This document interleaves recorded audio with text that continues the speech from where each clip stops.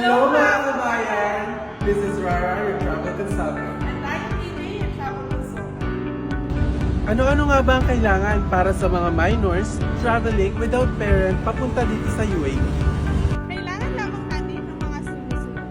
Una ay DSWD application form at pwede nyo i-download sa www.dswd.gov.ph. Pangalawa ay kailangan natin ng photocopy ng passport at birth certificate ng minor.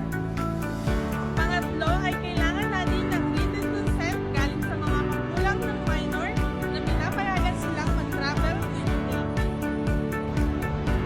Pang-apat, kung may kasama naman po ang minor mag-travel papunta sa UAE, kailangan lang din po namin ng valid passport copy.